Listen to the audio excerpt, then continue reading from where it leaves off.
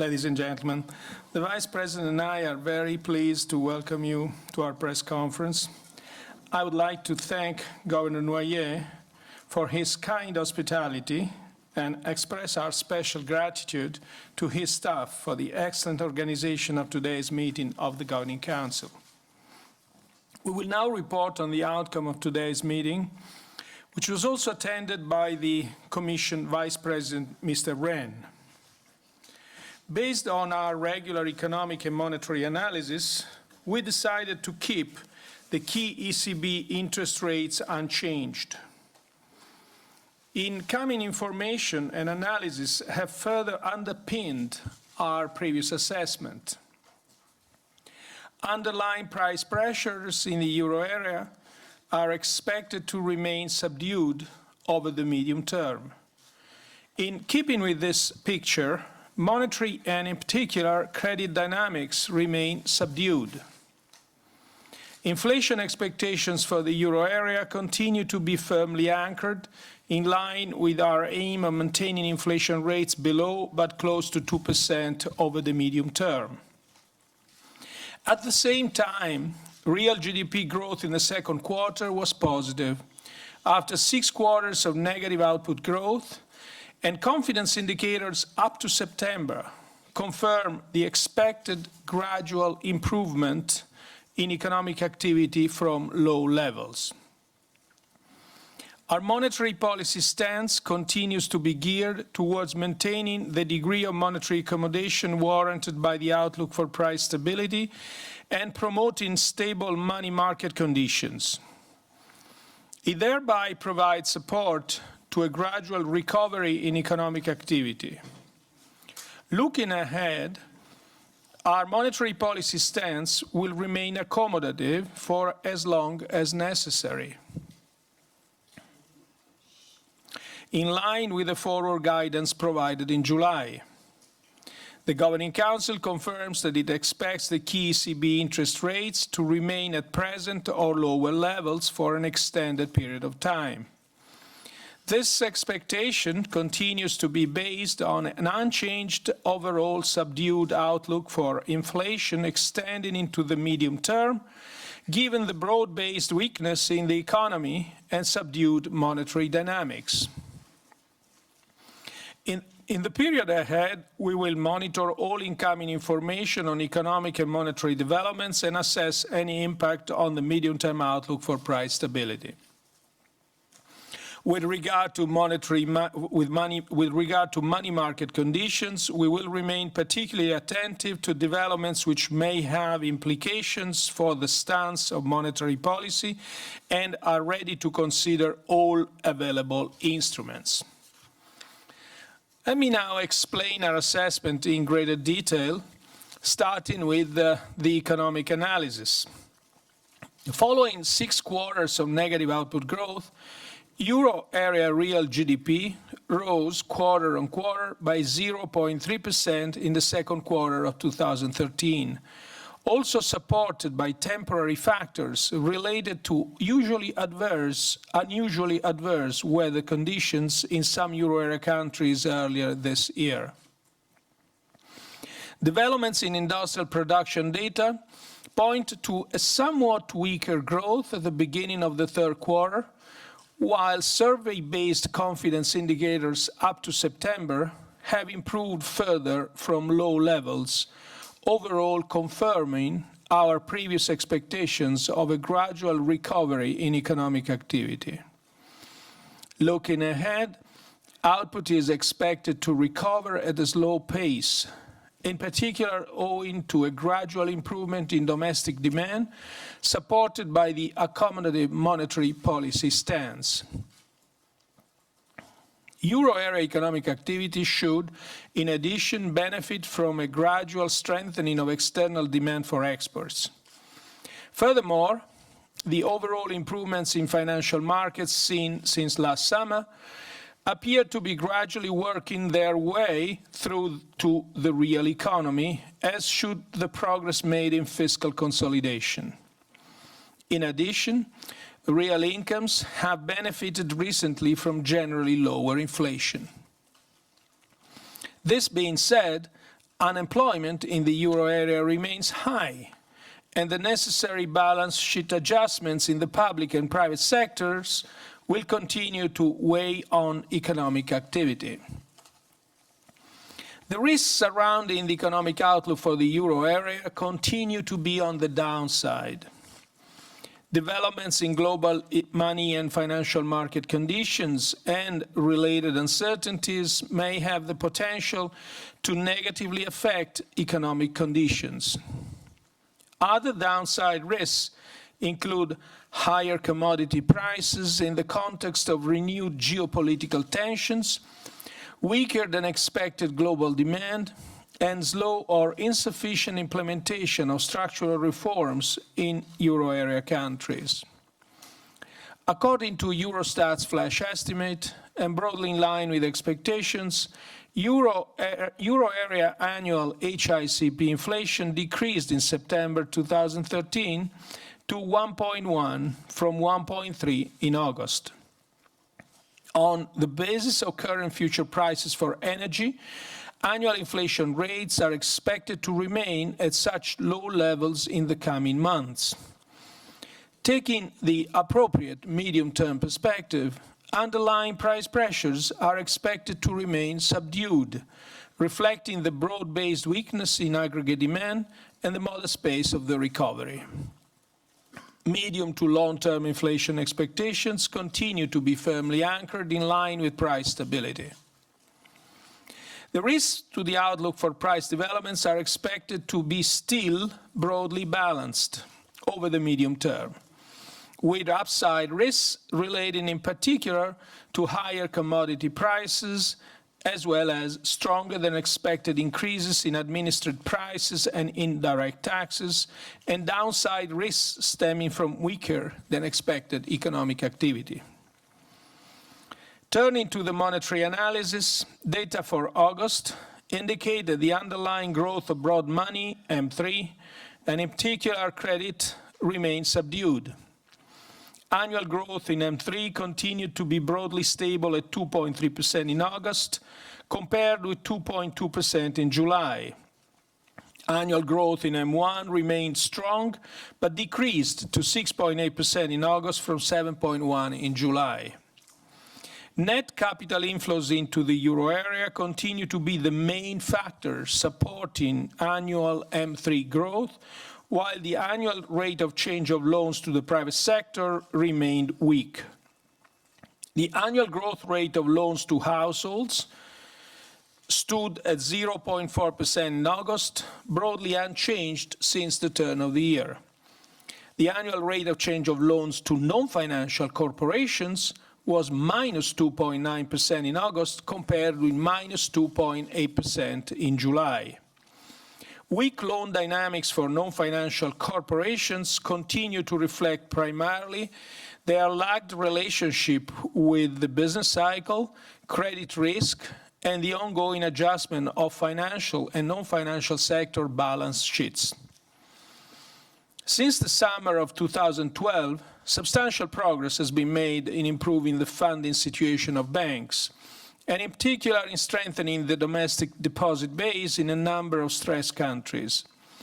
In order to ensure an adequate transmission of monetary policy to the financing conditions in euro area countries, it is essential that the fragmentation of euro area credit markets declines further, and that the resilience of banks is strengthened where needed. Further decisive steps to establish a banking union will help to accomplish this objective. To sum up, the economic analysis indicates that price developments should remain in line with price stability over the medium term.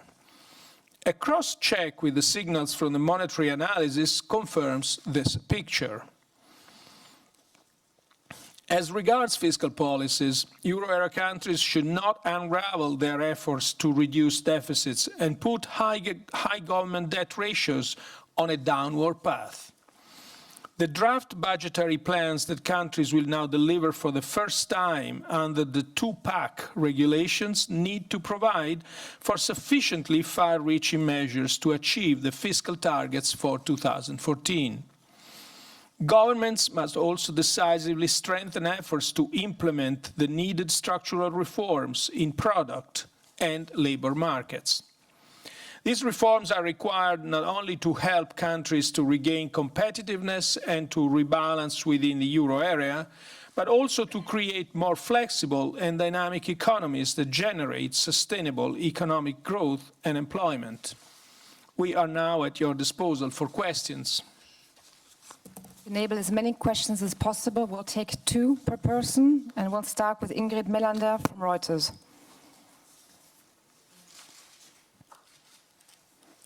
Thank you. It's about the euro exchange rate. It's as high relative to the dollar or on a trade-weighted basis as it was in February, when you warned that the strong euro could have downside risks to recovery. I was wondering why there was no warnings this time and what you think of the current exchange rate. As you know, the exchange rate is not a policy target for the ECB.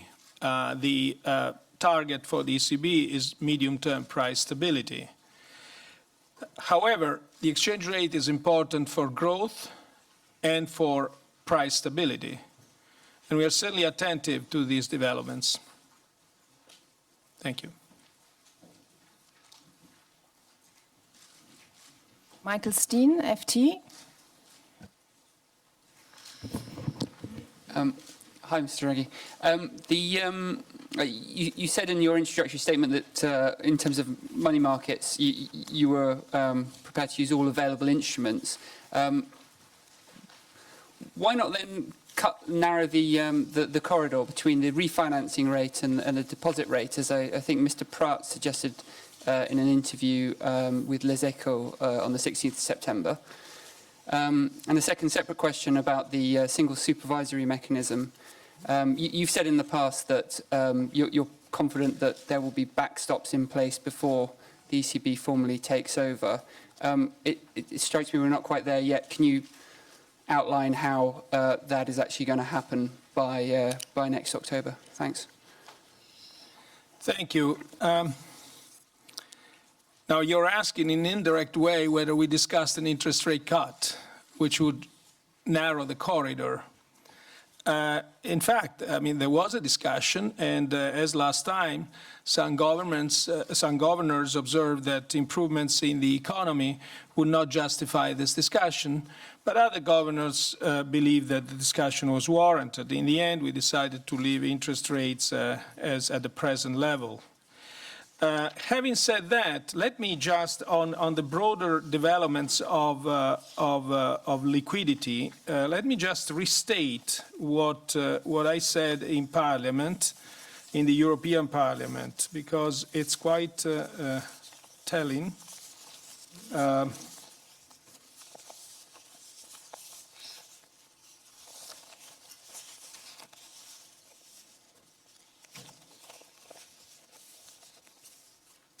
Well, I can't find the precise quote, but basically what I said is that we are ready to use all available instruments, including an LTRO, to make sure the short-term money market rates development are in line with our medium-term assessment of price stability. And so, as I said, we have a vast array of instruments to this extent. And we exclude no option in order to address the needs as it is most appropriate. On the backstops, that's another thing that quite astonishes me, as the doubts that have been expressed about whether backstops, national backstops, will be in place by the time we start our SSM. In fact, there is an explicit reassurance about this in the conclusion of the last European Council, where there is an explicit reference to national backstops. But let me add something that is a more recent development, where I can quote the Vice President of the European Commission on this point. And it basically said that since capital injections would normally be regarded as one-off measures, they would normally not count against the member state in the context of the excessive deficit procedure. So you see, I think this is quite relevant because it shows the general determination to have the backstops in place by the time the SSM would take charge. Thank you. Ryan Blackstone, Wall Street Journal. Brian Blackstone with Wall Street Journal. I just wanted to ask you a little bit more about inflation. So the inflation rate now is 1.1%. Your own staff forecasts are for 1.3% next year. How is this consistent with any definition of price stability for the ECB? And are you at risk of under-delivering on your target? And another question on interest rates. You have this easing bias in place since July. You seem to be talking about interest rate cuts monthly. What would it take to move the ball forward and actually deliver an interest rate cut, which would seem to be justified, at least on inflation grounds? Thank you. Thank you. On your first question, the inflation path is developing as was expected. Our baseline scenario is confirmed, and we see inflation as remaining subdued on the low level, on the low side, on the very low side of 2%, and we see this as extending into the medium term. We view this as a combination of several factors: energy prices, the tax increases, the indirect tax increases which aren't there, at least for the time being, food prices, but also certainly the appreciation of the exchange rate and the general economic conditions. So we will be monitoring closely these developments, and we'll have to look through the medium term in order to assess the outlook, and here I answer to the second question as well, and decide about further action on the front of interest rates or, as I said before, on any other instrument that is available.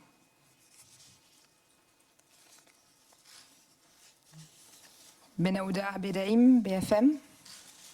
Benouda Abdedaim, BFM Business. So you said substantial progress has been made in improving the funding situation of banks. For a Eurozone bank, how to treat sovereign bonds in its next balance sheet test? Some governors of central banks in Eurozone can be opposed to writing down the value of these bonds to reflect their risks.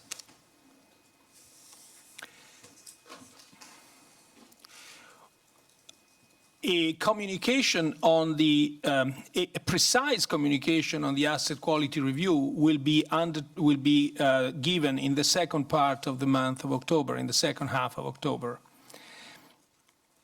Let me say that current opinions about different riskiness of government bonds are what they are, namely personal opinions which address a clear issue. Different riskiness of government bonds.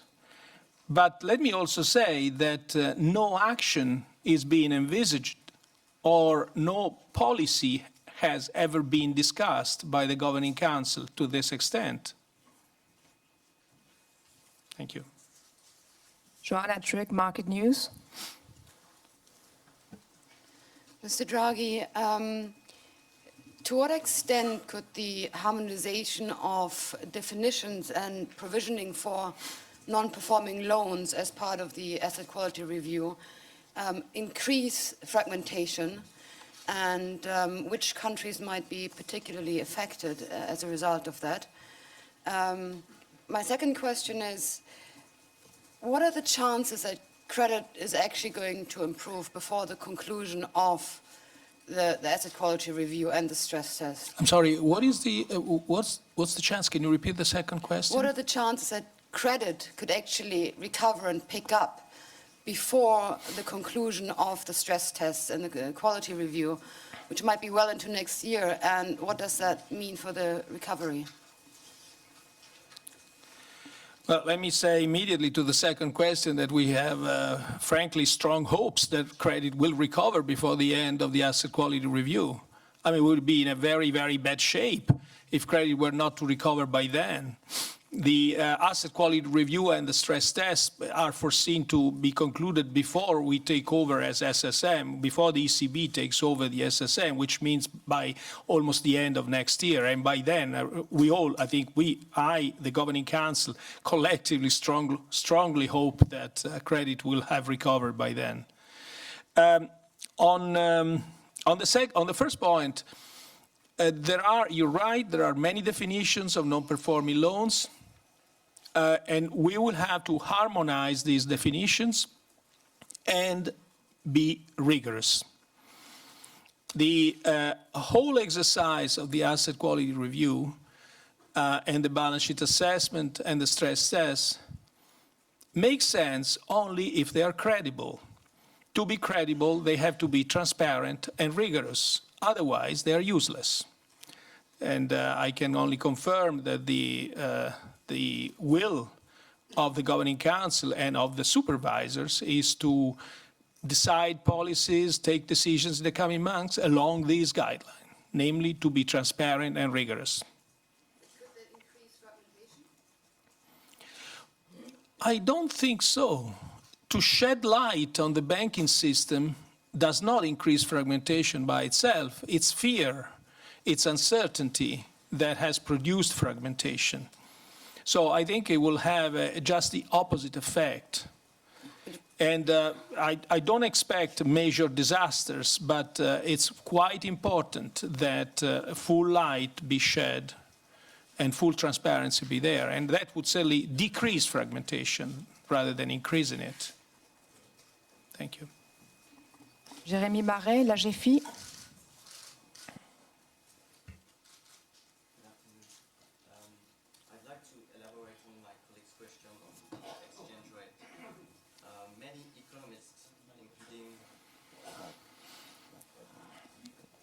Many economists, including IMF economists, Peterson Institute economists, and many more, think that at its current level, the euro is overvalued for most of the euro area economy.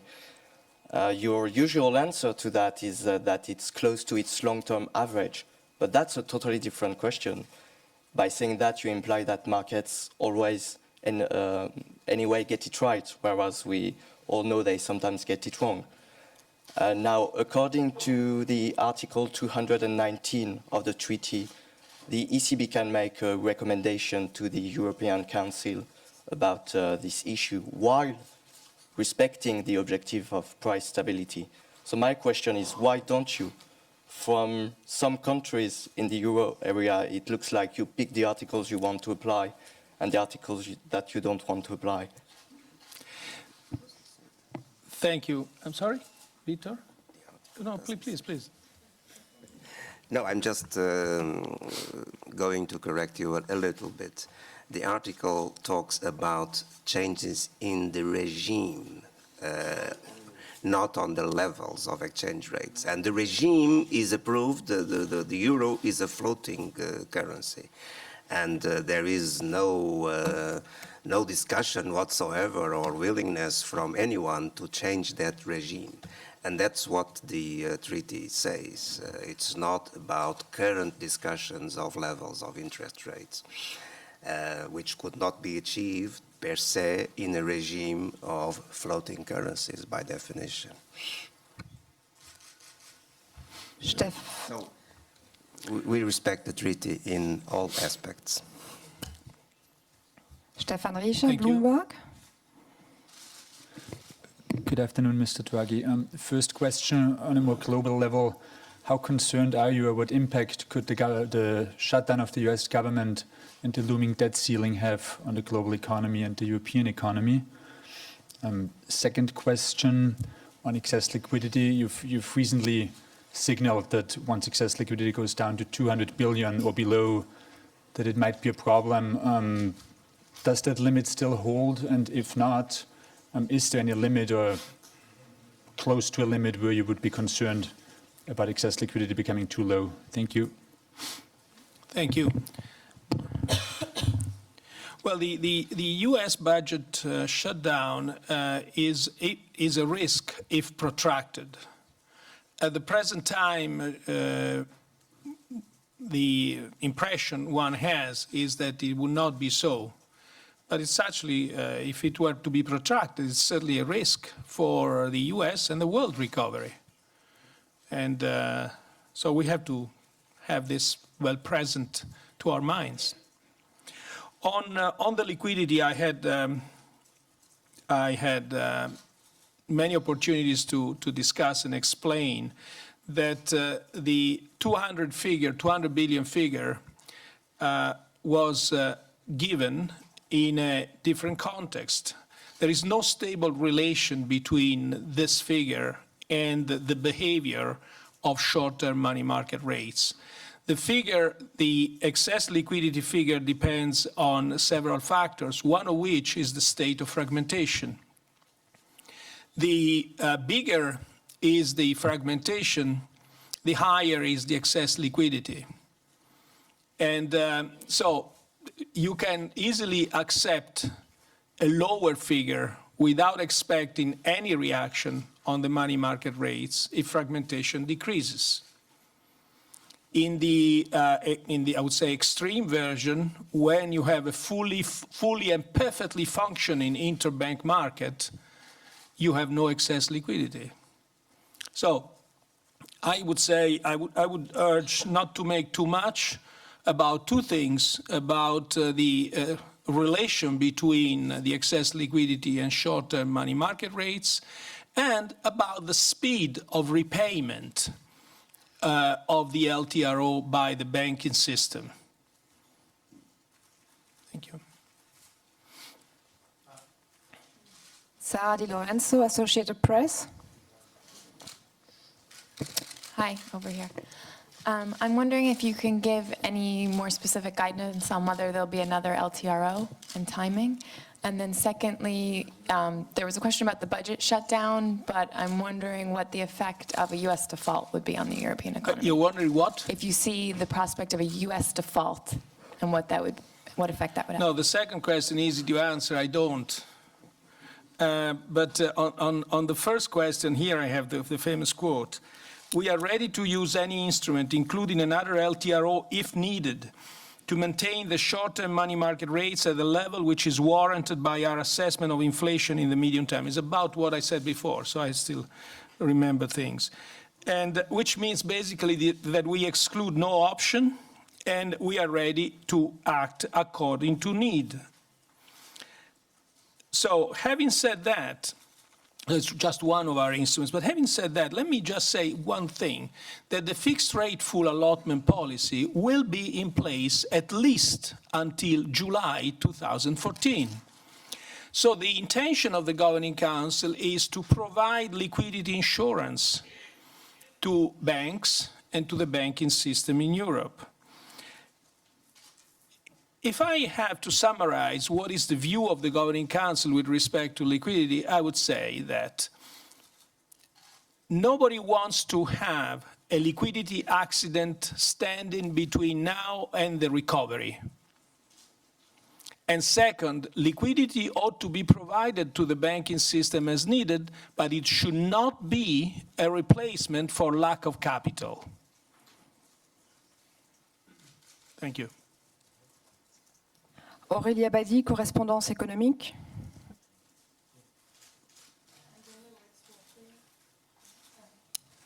All right. You mentioned the banking. Yes, it's working. No? Yes. You mentioned the banking union, and apparently the mechanism of single resolution is not so easy to put in place because especially Germany is a bit reluctant. So, and the President Hollande apparently yesterday told you to hurry up a bit. So can you tell us if there is any chance to put this resolution in place before the next elections of the Parliament in March? Well, I definitely expect that. The ECB has basically, and the draft proposal by the Commission contains the three elements which we always believe to be important, namely a single mechanism, a single authority, and a single fund financed by the industry, by the banking industry. So from this viewpoint, substantial progress has been made. We also believe that Article 114 provides a sufficient basis for the creation of the SRM.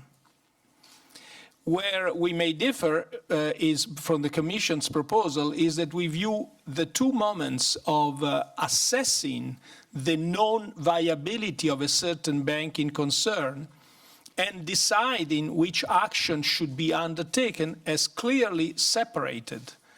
The ECB and the supervisors, the SSM, would take care of the first, and the SRM would take care of the second. Also, the draft proposal on this very same topic gives the ECB the status of, I believe, a voting member, and the ECB believes that it should only be an observer, just to make sure that the two moments are completely separated.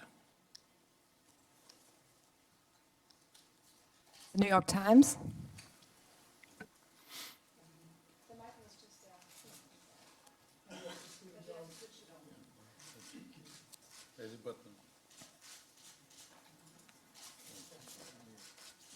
Yes, David Jolly from the International Herald Tribune and New York Times. With inflation at 1.1%, we've got to be very close to the lower bound of the ECB's target for maintaining price stability. Can you tell us what the lower bound is? Is there a number that when we see it in the market, we're going to know that action is forthcoming? That's one question. The second, if there is another provision of LTRO, would there be measures included to make sure that the money ends up in the real economy as opposed to just being parked by banks at the ECB? Thank you. Well, thank you. On the second question, I should say that we have, as I said before, we have all the array of instruments available, and we will be using them in order to respond to the needs as most appropriate. So as I said, LTRO is just one of them, and when the time will come, we'll decide what is the best shape that it could have. On the first question, I've already commented, really. We view the present inflation as a mixture of several factors. One set of factors relates to prices, energy prices, food prices, the lack of action on the indirect taxation front by several countries after protracted action in the previous months, and the exchange rate. Also, there is another set of factors that has to do with the present situation, with the present state of health of the economy. We view this recovery, and I've said this last time, and I continue basically having the same view. We view this recovery as weak, as fragile, as uneven, so it's also that contributes certainly to the outlook for price stability.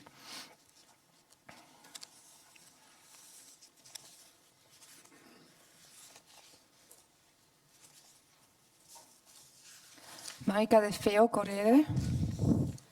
Mr. President, I know that sometimes you don't answer to questions about specific countries like Italy, but maybe today you have a message to send to the markets just about what is needed to avoid that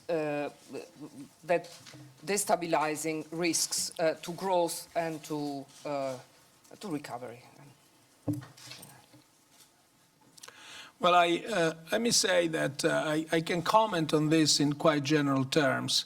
And all in all, when you look at periods of instability, and we've seen them in Greece, we see them in Portugal, we see them in Italy now, you see that these countries, while instability may be hampering the hopes for a recovery in these countries, it doesn't really hurt the Eurozone, the foundations of the Eurozone, as it used to do a few years ago. In other words, the Eurozone and the Euro is more resilient today than it was a few years ago. And that has three sets of reasons. One is that, indeed, substantial progress has been achieved by governments on the front of fiscal credibility, and to some extent also on the front of structural reforms. The second factor is the ECB response last year with OMT. And the third factor is that, by and large, the euro governance, the governance of the euro area, has progressed significantly in the course of 2012. Thank you. Emmanuel Kessler, LCI. President Draghi, you had a meeting yesterday with François Hollande, President Hollande. It's the first day for you in Paris as chairman of the ECB. How do you regard the reforms in France and the budgetary objectives, directions? You said it's too much slow in Eurozone. Is it also your point of view for France? And small second question, some members of board of ECB speak this summer about publishing of the deliberations of the governing council. What's your position about that? And for what time is it possible? Thank you. Incidentally, it's not my first time as president of the ECB in Paris, because I went to the Assemblée Nationale. With the governing council, yes, absolutely, it's true. Right, you're right. So during the meeting, we basically surveyed the economic situation of the euro area, the situation of France, the state of progress of the banking union, in specifically the asset quality review, the balance sheet assessment, the stress test, and the state of preparation of the SSM. The assessment is the following. I would say there is a common line for both as far as budgetary policies are concerned and structural reforms, that significant progress has taken place and more needs to be done. The budgetary figures the effort of fiscal consolidation has been significant, but still these figures are above the excessive deficit procedure. So more needs to be done on that front. And the same message holds for the structural reforms. Very significant action has been undertaken, but more needs to be done on several fronts. Thank you. On the minutes, I'm sorry. You rightly called them deliberations and not use the word minutes, because that was quite appropriate. I did say on another occasion that the Executive Board would present to the Governing Council a proposal in the fall on this point, and we are still working on it, and soon we will begin discussions on this. Annette Weisbach, CNBC. Mr. Draghi, I have a question on what happened to the asset-backed security program. Is there any progress there? And my second question would be on if you consider changing the risk assessment of certain securities for banks as well to hand in to the ECB as collateral, do you envision a scarcity of collateral sometime in the future? Thank you. Thank you. Now, let me say that we're talking about different ABS, of course. You have the SME-based ABS, or you have the credit card ABS. The first ones, the credit card ABSs, are only a small component of our ABS sector. And this affects the eligibility of about 2.4 billion euros of collateral, which is about 0.3% of the overall eligible Eurosystem collateral basis. Well, our recent decision sends two messages. First, relatively simple ABS with a good record track such as credit card, will continue to be recognized and appreciated by the Eurosystem collateral policy. And second, that our collateral policy adapts to market developments. I think that's as far as ABS are concerned. We are certainly also ready to consider accepting the mezzanine tranche of ABS as collateral. And the Commission and the EIB are working jointly on trying to help the use of ABS so as to foster credit developments in the euro area. I'm sorry, the SME?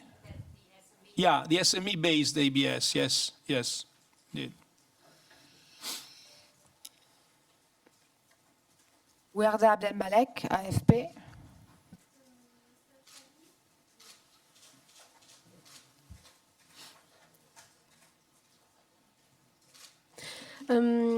The credit is still very low in the Eurozone. Some analysts speak now from growth without credit. Do you think it's what is waiting the Eurozone, a growth without credit? Thank you. Credit flows are still weak. I would say even very weak. And even though we see significant improvement in fragmentation on the funding side for banks, and the improvements on the lending side, fragmentation, are just marginal. We see a reduction in the dispersion of the lending costs on the lending rates, but these are really marginal developments.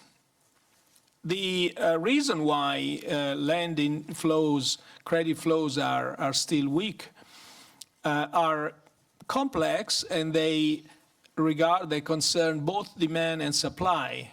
Clearly, demand factors are important. And to this extent, credit flows are a lagged indicator of renewed growth. So demand factors are important. Heightened risk aversion is another factor which is very important. And I think the more we proceed, the more the recovery will gradually develop, the more our accommodative monetary policy stance will find its way through the economy, the more we will see these two factors really playing the greatest role, with the funding side playing less and less of a role. Especially since what I've said before, that the ECB will continue providing the liquidity as needed. Thank you. Alessandro Merli, Il Sole. Yes, I have a question again on political instability. You've mentioned a few countries. Now Germany is also without a full functioning government for some time. Do you expect that it may delay the prospect for banking union, in particular the regulation regarding the SSM, or you think that it will still be feasible to have that in place by the beginning of November, which I think was the plan? And also on the resolution mechanism, you think there will be any delay on that because of political uncertainty in a number of countries? The other question is a follow-up on a previous question, and it regards the fact that inflation seems to be going away from your target, not in the direction of your target. And how do you reconcile that with your statement that monetary policy is accommodative? Is that maybe it's not accommodative enough? On the first point, I certainly wish that everything goes by schedule. And I can't read enough in. I don't expect developments of political developments in several euro area countries to delay the developments on the SRM.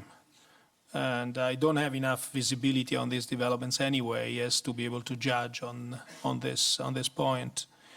On the inflation side, I have explained this. We have to look at a medium-term assessment of inflation. So far, our baseline scenario is being confirmed. It's been underpinned by all the incoming data. So the present inflation rates are not unexpected, and I've explained the reasons they might have. Having said that, we'll certainly look with great attention to these developments. And I mentioned the factors that impinge, that affect this inflation. Christian Schubert, FAZ. Yeah, thank you. I know you don't comment on particular countries, but again, a more general question on Italy. We had a major government crisis, but the interest rates hardly moved. So is this actually a good thing? And have we, in a way, abolished all the national sovereign risk?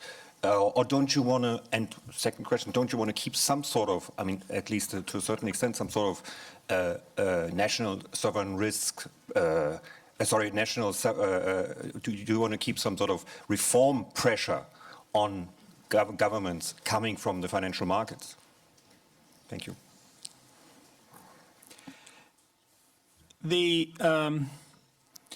First,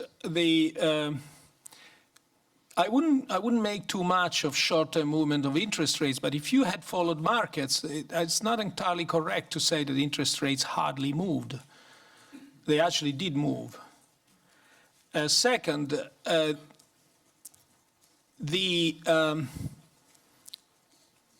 think the message the markets are sending, the message that not only markets, I think all of you would send the same message to countries, the countries that we mentioned, the messages are very simple: stability and reforms. I think these are the messages that markets, if we want to use this sort of abstract definition, but I'm sure that all of us would send exactly the same message: stability and reforms. Finally, market pressure to reforms is simply one of the many pressures that should urge these countries to reform themselves. But the greatest pressure should come from inside. These reforms should be made for their own sake. They don't need to be pressed by markets. Thank you. Sabine Sifus, Challenge. Knowing that you're reluctant to comment on countries, and especially in Italy, I wanted to remember that 2 years ago you sent a letter to Rome with Mr. Trichet. So are you worried? Because you mentioned stability and reforms at that very moment, minutes ago. So are you worried?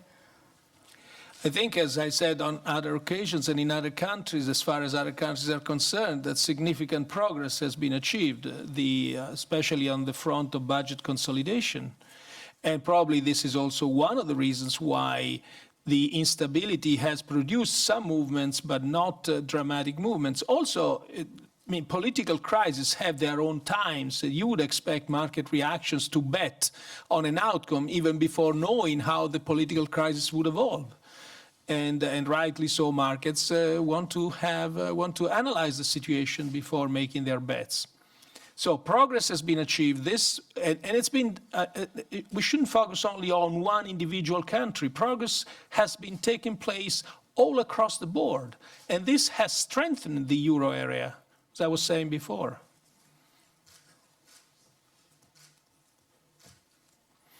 Klaus Ranajakic. Klaus Ranajakic, ARD German Television. Mr. President, I would like to touch on the questions of my French and Italian colleagues. We see Sorry, indeed. I can't see. I don't seem to be. Here. Oh, there Sorry. you are. Okay. We can indeed see quite some significant improvements in some of the smaller countries, which were at the core of the euro crisis at the beginning.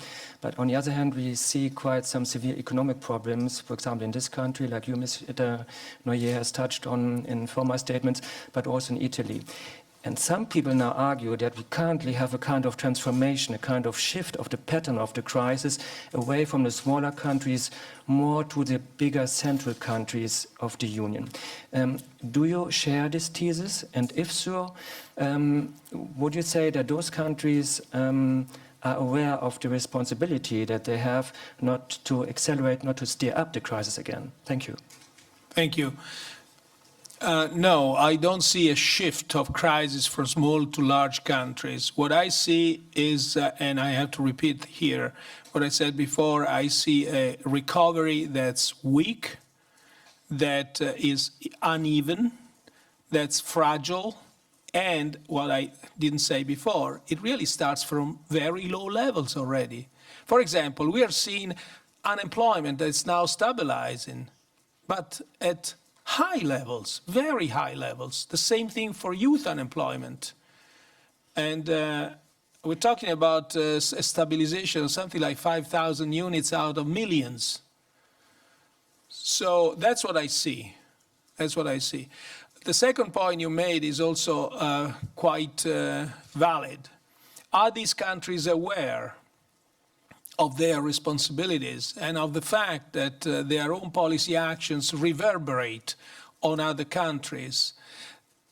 I believe they are aware, and this awareness has often to be translated into actual action. And I think that this is happening. Of course, people who live in institutions like ours would like to see everything happening very, very fast. But often the times, the speed that non-elected institutions have in mind is not the same as the actual political speed in different countries, which doesn't mean that we shouldn't continue to urge them to act.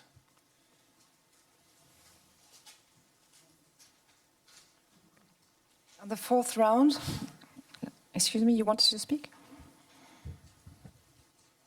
It's Eva Wiesing from the Netherlands. Well, about the political instability of the countries, we have the same problem in the Netherlands at this moment. There is an impasse to address the targets of deficits. Is that something to worry about, or are you confident as the financial markets are at this moment?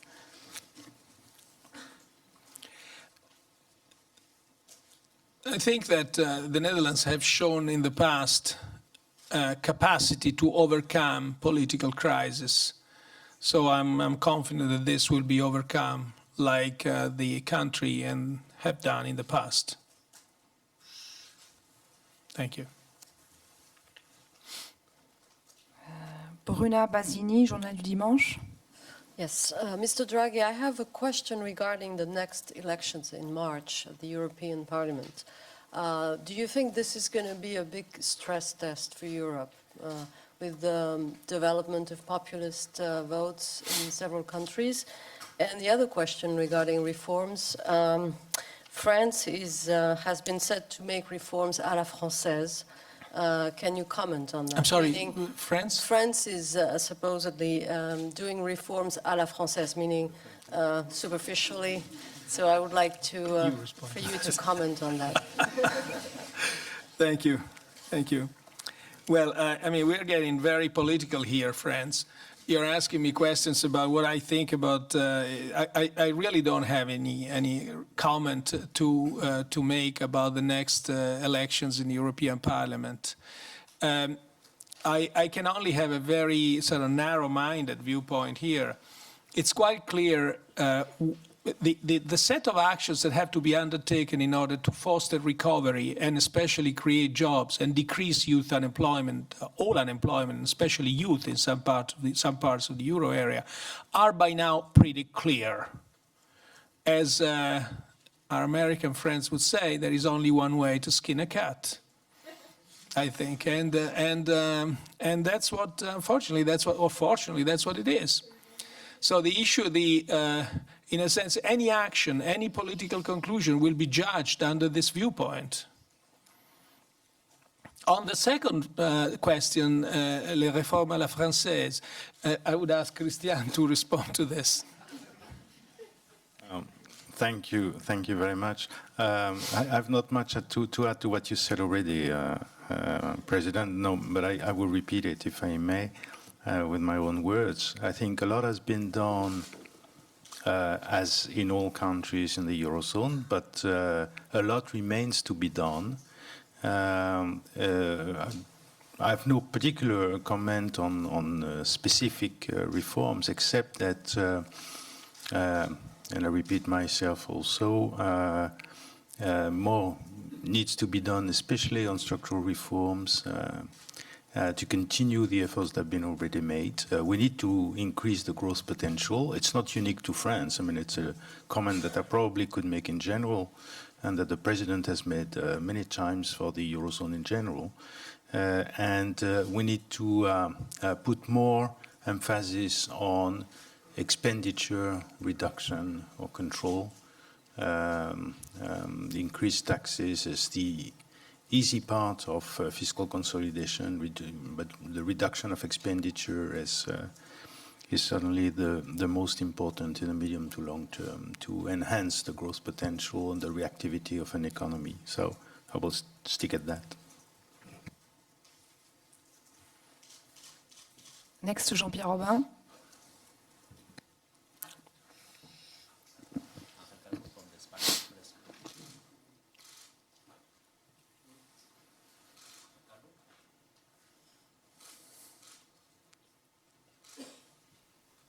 Ángel Calvo from the Spanish Press News Agency. Do you think it will be necessary additional measures for the Spanish banks when the current will take end? I'm sorry, additional measures for? For the Spanish banks when the current will take end? Well, the program in Spain is judged to be on track. The actions that have been undertaken have been considered adequate. The recapitalization plans have been undertaken. The assets have been transferred and are in the process of being sold, actually are being sold already. So everything and provisions have been quite significant. So everything seems to suggest that Spain will approach this exercise well-equipped. But of course, it's very difficult to guess at this point in time what can happen at individual banks at this point. Thank you.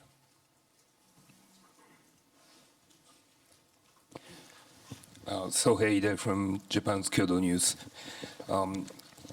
My question is about the asset quality review. You say it will be transparent and vigorous, but the past exercises by the EBA were also supposed to be vigorous and transparent. What are you going to do differently to restore confidence? Well, let me say that we will give detailed communication about the design of the asset quality review in the second half of October. Until now, it's premature to just put forward one element or another element.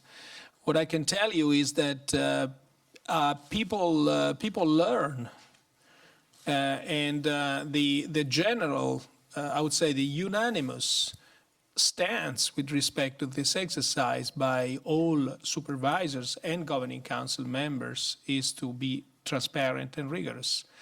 It's quite clear to everybody, and in part because of the lesson we had experienced, that in order to be useful, they have to be credible.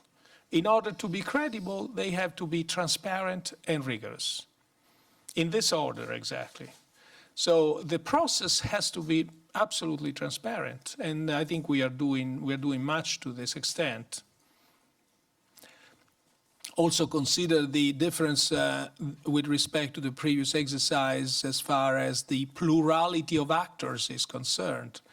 At this point in time, we will have the ECB, we will have the national competent authorities, we will have other countries' competent authorities also participating to the exercise, so there will be peer pressure, and we will have third-party, private sector independent assessors. So there are some differences in the design. Thank you. The last question to Tonia Mastrobuoni, La Stampa. It's just on the left. Yes, in the last 2 weeks we saw two very important elections, one in Austria and one in Germany. And in both elections, in very stable countries, we saw anti-Euro parties growing very quickly. Also in Germany, I mean, even if the Alternative für Deutschland didn't reach the 5% hurdle, but it's on 4.7, and it's a very, very important result. Are you worried about the anti-Euro growing everywhere in Europe now, and what should be done against this? I think we should certainly be alert to these expressions of the popular will. And I think there is one common denominator in what we should do. We should move forward on the three pillars of our policies. First, with the ultimate objective of fostering the recovery, creating jobs in a situation of price stability. And the three pillars are national economic policies should continue their reform actions, the ECB should continue keeping price stability, and the economic governance at euro area level should continue making progress. Thank you very much. Thank you.